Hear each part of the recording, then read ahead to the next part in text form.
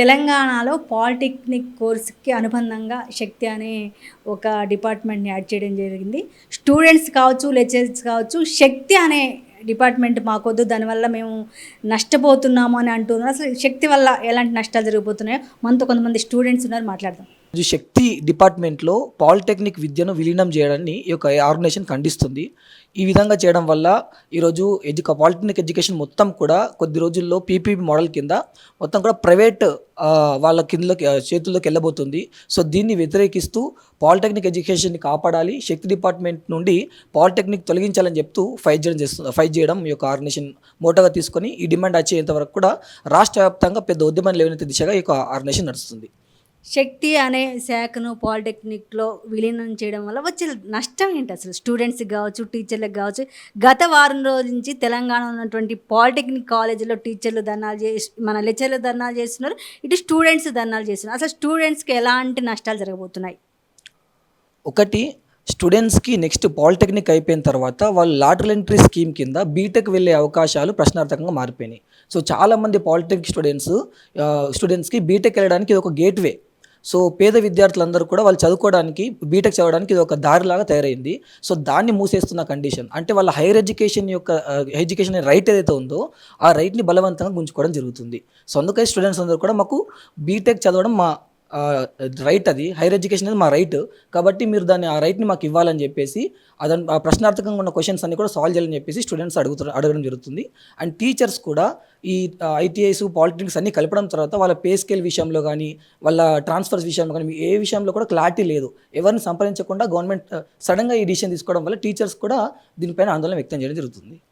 ప్రభుత్వం చెప్తూ ఉంది ఈ స్కీమ్ వల్ల పాలిటెక్నిక్ వాళ్ళకి బెనిఫిట్స్ ఉంటాయి తప్ప దీనివల్ల నష్టాలు ఉండవన్నప్పుడు, మీ స్టూడెంట్స్ కావచ్చు, మీరు ఆల్రెడీ గతంలో మీరు పాలిటెక్నిక్ చేశావు, ఈ పాలిటెక్నిక్ ఈ శాఖ కేటాయించిన నష్టాలు లేవు, లాభాలని ప్రభుత్వం చెప్తున్నప్పటికీ మీరు కావచ్చు, ఈ లెక్చర్స్ కావచ్చు, ఎందుకు ప్రొటెస్ట్ చేస్తున్నారు?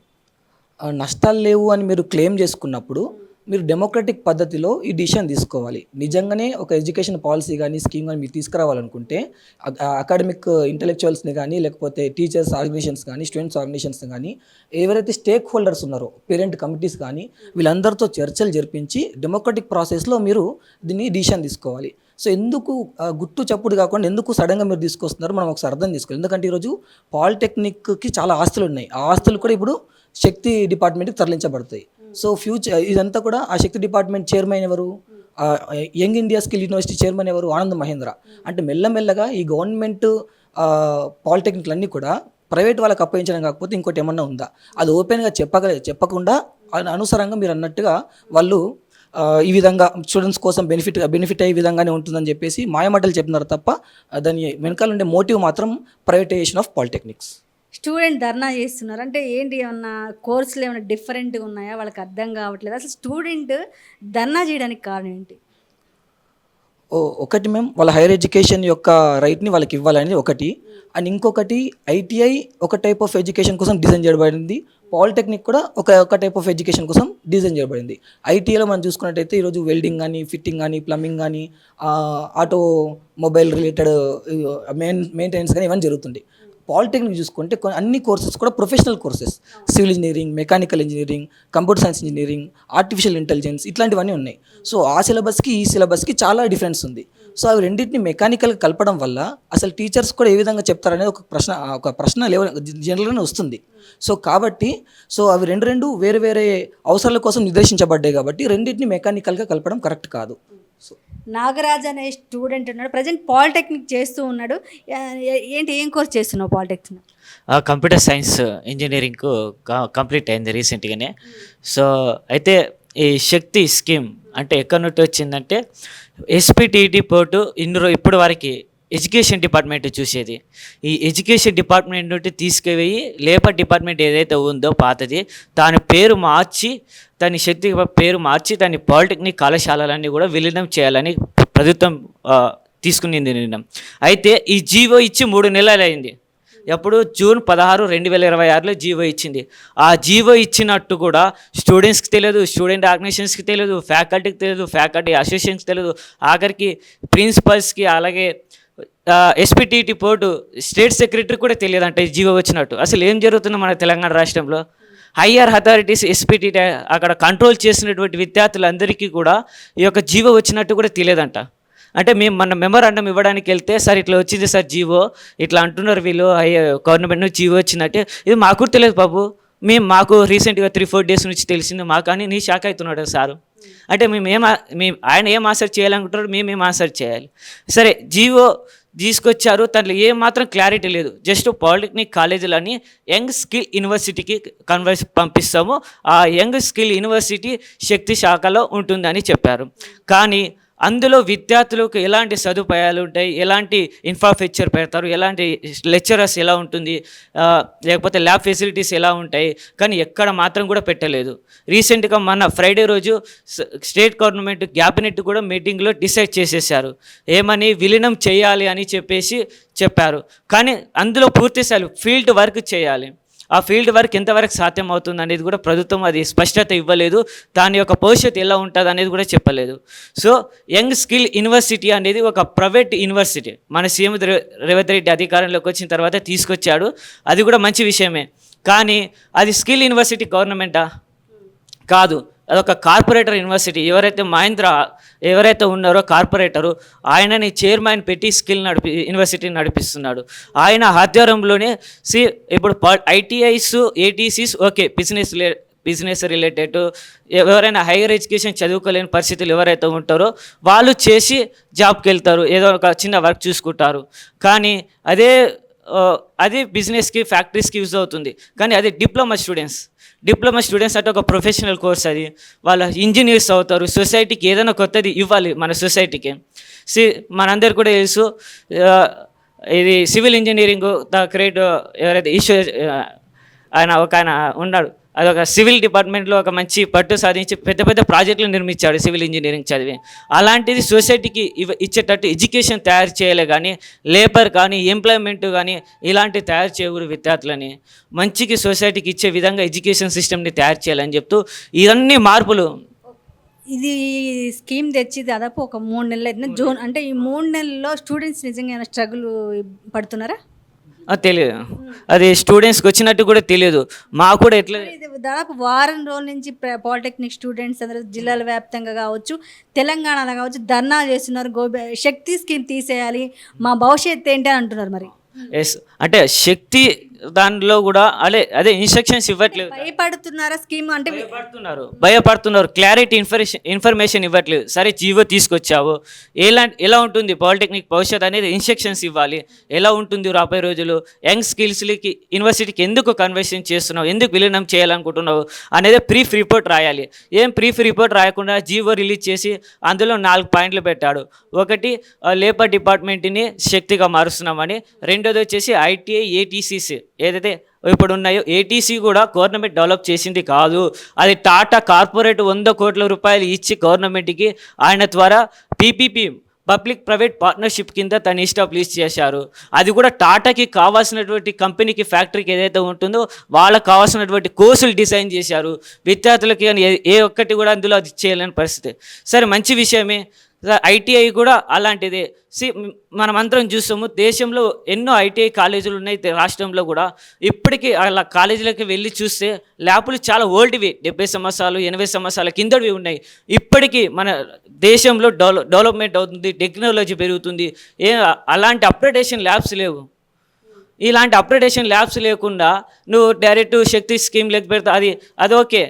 పాలిటెక్నిక్ కాలేజీలో కూడా అలాంటి ల్యాబ్ అప్గ్రేడేషన్ చేయాలి. సరిగా చాలా కాలేజెస్లో కంప్యూటర్ సైన్స్ ఉంటుంది, కానీ కంప్యూటర్ సరిగా ఉండదు. హెచ్ఓడి ఉంటాడు, పర్మనెంట్ లెక్చరర్స్ ఉంటారు, గెస్ట్ లెక్చరర్స్ ఉంటారు. వీళ్ళందరూ కూడా చాలా ప్రాబ్లమ్స్ ఉన్నటువంటి పరిస్థితి ఏర్పడుతుంది. ఈవెన్ ఐటీఐ, ఏటీసీఎస్ కూడా పర్మనెంట్ లెక్చరర్సే లేరు. అది కూడా టాటా కంపెనీ కొంతమందికి వాళ్ళకు 20,000 30,000 జీతం ఇచ్చి వాళ్ళు కూడా ఆ టాటా ఎప్పుడు ఎన్ని రోజులు అయితే ఉందో అది కూడా గ్యారంటీ లేదు వాళ్ళకు. ఎప్పుడైనా వాళ్ళ జీవితాలు ఓడిపోవచ్చు అందులో. అది కూడా క్లారిటీ. దాదాపు ఈ వారం రోజుల నుంచి తెలంగాణ ఉన్నటువంటి పాలిటెక్నిక్ స్టూడెంట్స్ ధర్నా చేస్తున్నారు.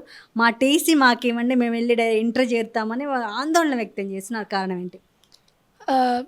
ఇది ఫస్ట్ ఏంటంటే స్టూడెంట్స్ది బేసిక్ది. ఇప్పుడు మీరు వాళ్ళని క్వశ్చన్ అడిగారు కదా, ఎందుకు ఇమీడియట్గా ఏమైనా ఎఫెక్ట్ అయిందా అని.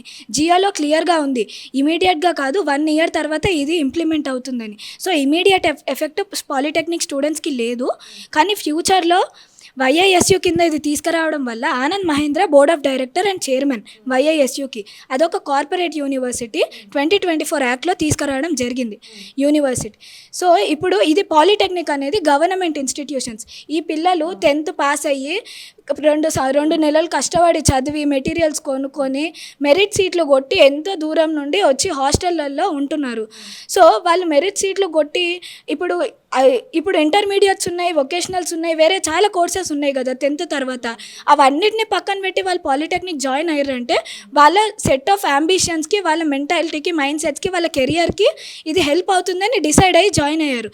ఇప్పుడు వైఐఎస్యూలో కలపడం వల్ల ఆ కోర్ ఎసెన్స్, ఆ అంబిషన్స్ని మెయిన్ దాన్నే పోయే అవకాశం ఉంటుంది. సో స్టూడెంట్స్ భయం కూడా అంత అదే. సో ఇప్పుడు నేను ఉస్మానియా యూనివర్సిటీ లా స్టూడెంట్ విద్యార్థిని. ఇప్పుడు మా కాలేజ్ మెయిన్ క్యాంపస్ కింద ఒక 24 అఫిలియేషన్ కాలేజెస్ ఉంటాయి, లా కాలేజెసే ఉంటాయి. ఇప్పుడు ఆ లా కాలేజ్ కాకుండా engineering college, law college merge అయితే లా చదువుకున్నాడు ఇంజనీరింగ్ ఏది అని ఫ్యూచర్ ఎట్లా డిసైడ్ చేస్తాడు?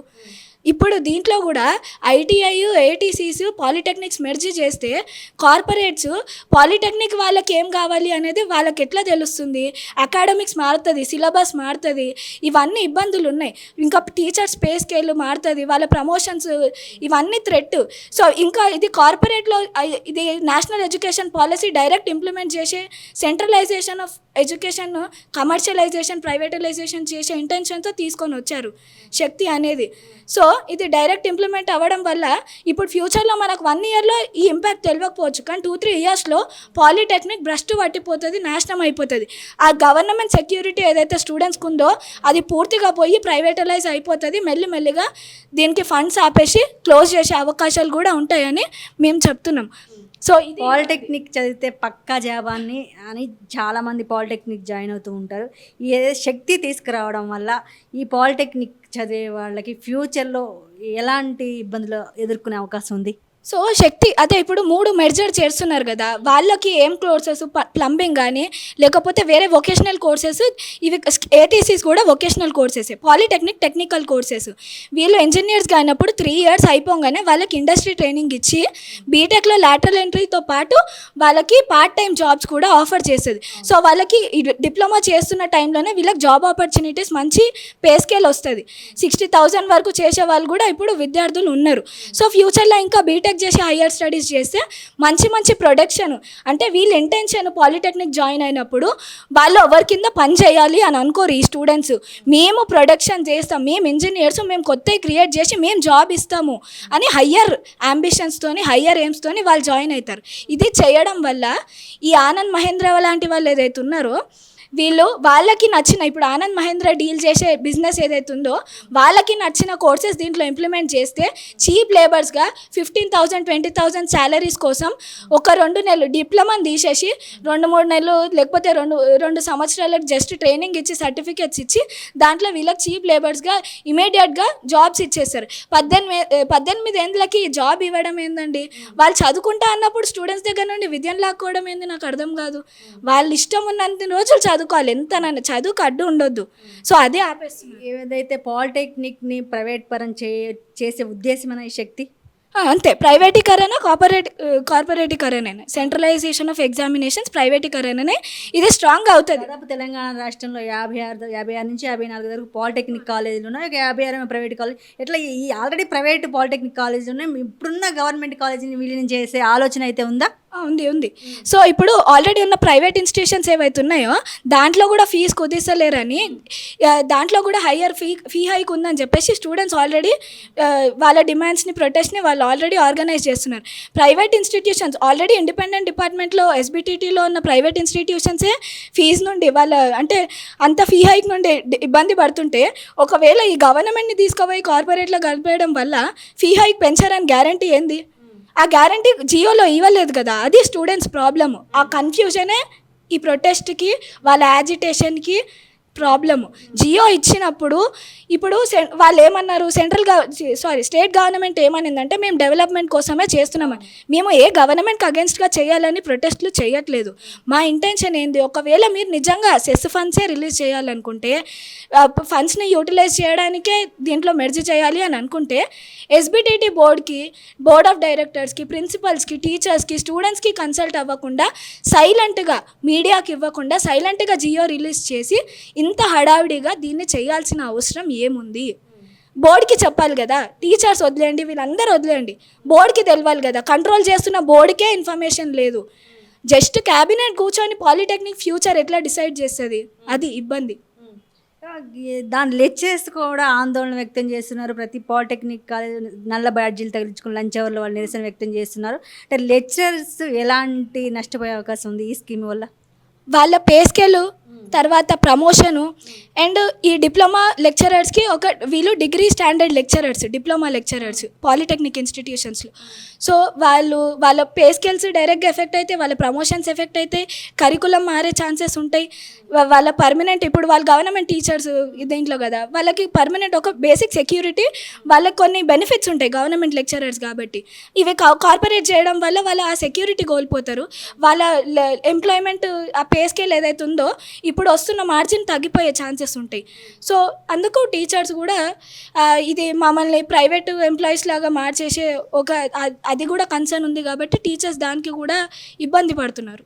ఇవాళ ఈ దాదాపు స్టూడెంట్స్ అందరూ ప్రొటెస్ట్ చేస్తున్నారు గో బ్యాక్ శక్తి అని. గవర్నమెంట్ ఏమైనా స్పందించి జీవోని వెనక్కి తీసుకునే అవకాశం ఉందంటారా? ఖచ్చితంగా చేయాలి. ఎందుకంటే ఇది తీసుకురావడమే అన్డెమోక్రటిక్గా చేసిర్రు. స్టూడెంట్స్ అందరు చాలా ఎవరితోని భయపడతలేరు, వాళ్ళంతలో వాళ్ళే ఆర్గనైజ్ చేసుకొని బయటికి వస్తున్నారు.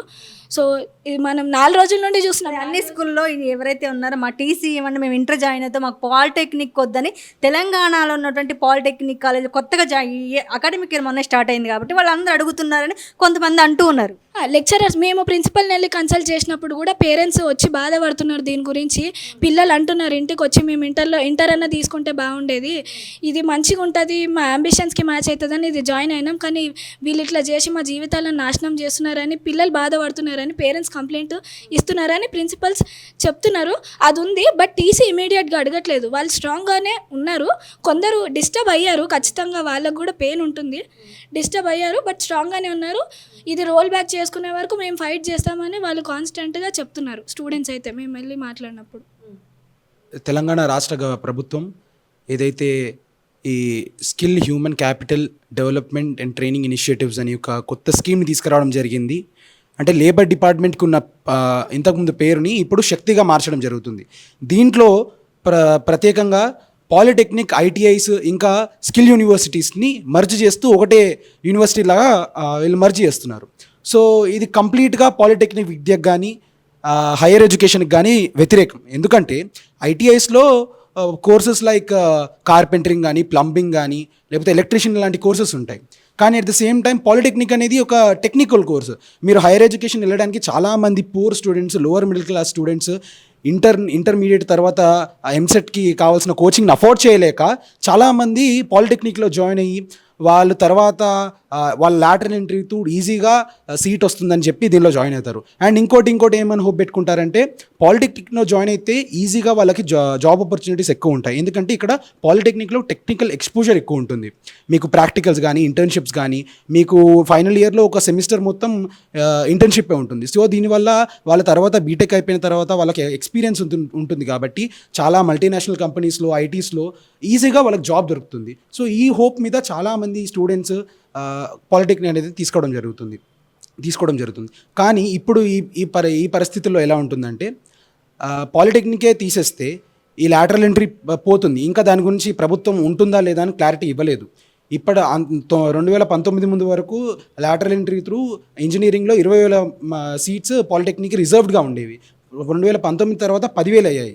కానీ ఇప్పుడు చూసుకుంటే ఇప్పుడు ఆ 10,000 కూడా ఉంటాయో లేదో తెలియని గందరగోళంలో స్టూడెంట్స్ అందరూ ఉన్నారు. సో మేము A I D S, all India Democratic Students Organisation తరపున వెంటనే ఈ యొక్క జియోని వెంటనే వెనక్కి తీసుకోవాలని, ఇది చాలా అన్డెమోక్రటిక్గా. అసలు తెలంగాణ ప్రభుత్వం పాలిటెక్నిక్ కాలేజీలే వద్దనుకుంటుందా? అంతే. ఇప్పుడు వాళ్ళ ఉద్దేశంలో ఏంటంటే పాలిటెక్నిక్ కాలేజ్ని డెవలప్ చేయాలి, వాటికి ఫండ్స్ ఇవ్వాలి. ఇది చాలా దయనీయ స్థితిలో ఉన్నాయి అవన్నీ. చాలా వరకు కాలేజ్లో ప్రాపర్ వాష్రూమ్స్ లేవు, డ్రింకింగ్ వాటర్ ఫెసిలిటీస్ లేవు, బెంచెస్ కానీ బోర్డ్స్ కానీ. అండ్ టీచర్స్ కూడా వాళ్ళకు బర్డన్ లాగా అనిపిస్తున్నారు. అంటే పాలిటెక్నిక్ విద్య అనేదే గవర్నమెంట్ ఒక బర్డన్ లాగా అనుకుంటుంది, కానీ కాదు. పాలిటెక్నిక్ స్టూడెంట్స్కి అది అవసరం. విద్య మన రాష్ట్రంలో ఉన్న విద్యార్థులందరూ ముందుకెళ్ళాలి, పై చదువులోకి వెళ్ళి మంచి మంచి ఉద్యోగాలు చేసుకోవాలి, వాళ్ళు స్థిరపడాలి అంటే ఖచ్చితంగా వాళ్ళకి పాలిటెక్నిక్ ఎడ్యుకేషన్ అనేది అవసరం. కానీ దీన్ని పూర్తిగా గవర్నమెంట్ అనేది ఒక బర్డన్ లాగా ఫీల్ అయ్యి దాన్ని పాలిటెక్నిక్ చేస్తే పక్కా జాబ్ అనే ఒక వినికిడి ఇక నుంచి భయపడే అవకాశం ఉందా ఇలాంటి కోర్సులు తీసుకురావడం వల్ల? ఖచ్చితంగా. ఎందుకంటే ఇది స్టూడెంట్స్లో చాలా వరకు ఆందోళన క్రియేట్ చేస్తుంది. ఎందుకంటే నేను చెప్పినట్టే పాలిటెక్నిక్ వస్తే వాళ్ళకి ఈజీగా జాబ్స్ వస్తాయని చాలామంది స్టూడెంట్స్ ఎన్నో రాష్ట్ర వ్యాప్తంగా చాలా పూర్ ఫ్యామిలీస్ నుంచి, లోవర్ మిడిల్ క్లాస్ ఫ్యామిలీ నుంచి ఎంసెట్ ఫీజులు అవన్నీ అఫోర్డ్ చేయలేక పాలిటెక్నిక్ తీసుకుంటారు. కానీ ఇలాంటి పరిస్థితి వస్తే మాత్రం పాలిటెక్నిక్ ఎడ్యుకేషన్కి చాలా లాస్. కానీ ఇప్పుడు చూసుకుంటే ఇప్పుడు ఆ 10,000 కూడా ఉంటాయో లేదో తెలియని గందరగోళంలో స్టూడెంట్స్ అందరూ ఉన్నారు. సో మేము A I D S all India Democratic Students Organisation తరపున వెంటనే ఈ యొక్క జియోని వెంటనే వెనక్కి తీసుకోవాలని, ఇది చాలా అన్డెమోక్రటిక్గా. అసలు తెలంగాణ ప్రభుత్వం పాలిటెక్నిక్ కాలేజీలే వద్దనుకుంటుందా? అంతే. ఇప్పుడు వాళ్ళ ఉద్దేశంలో ఏంటంటే పాలిటెక్నిక్ కాలేజ్ని డెవలప్ చేయాలి, వాటికి ఫండ్స్ ఇవ్వాలి. ఇది చాలా దయనీయ స్థితిలో ఉన్నాయి అవన్నీ. చాలా వరకు కాలేజ్లో ప్రాపర్ వాష్రూమ్స్ లేవు, డ్రింకింగ్ వాటర్ ఫెసిలిటీస్ లేవు, బెంచెస్ కానీ బోర్డ్స్ కానీ. అండ్ టీచర్స్ కూడా వాళ్ళకు బర్డన్ లాగా అనిపిస్తున్నారు. అంటే పాలిటెక్నిక్ విద్య అనేదే గవర్నమెంట్ ఒక బర్డన్ లాగా అనుకుంటుంది, కానీ కాదు. పాలిటెక్నిక్ స్టూడెంట్స్కి అది అవసరం. విద్య మన రాష్ట్రంలో ఉన్న విద్యార్థులందరూ ముందుకెళ్ళాలి, పై చదువులోకి వెళ్ళి మంచి మంచి ఉద్యోగాలు చేసుకోవాలి, వాళ్ళు స్థిరపడాలి అంటే ఖచ్చితంగా వాళ్ళకి పాలిటెక్నిక్ ఎడ్యుకేషన్ అనేది అవసరం. కానీ దీన్ని పూర్తిగా గవర్నమెంట్ అనేది ఒక బర్డన్ లాగా ఫీల్ అయ్యి దాన్ని పాలిటెక్నిక్ చేస్తే పక్కా జాబ్ అనే ఒక వినికిడి ఇక నుంచి భయపడే అవకాశం ఉందా ఇలాంటి కోర్సులు తీసుకురావడం వల్ల? ఖచ్చితంగా. ఎందుకంటే ఇది స్టూడెంట్స్లో చాలా వరకు ఆందోళన క్రియేట్ చేస్తుంది. ఎందుకంటే నేను చెప్పినట్టే పాలిటెక్నిక్ వస్తే వాళ్ళకి ఈజీగా జాబ్స్ వస్తాయని చాలామంది స్టూడెంట్స్ ఎన్నో రాష్ట్ర వ్యాప్తంగా చాలా పూర్ ఫ్యామిలీస్ నుంచి, లోవర్ మిడిల్ క్లాస్ ఫ్యామిలీ నుంచి ఎంసెట్ ఫీజులు అవన్నీ అఫోర్డ్ చేయలేక పాలిటెక్నిక్ తీసుకుంటారు. కానీ ఇలాంటి పరిస్థితి వస్తే మాత్రం పాలిటెక్నిక్ ఎడ్యుకేషన్కి చాలా లాస్. తెలంగాణ రాష్ట్రంలో పాలిటెక్నిక్ కాలేజీని ప్రైవేట్ పరం చేయాలని గవర్నమెంట్ చూస్తుందని స్టూడెంట్స్ అంటున్నారు. Thank you.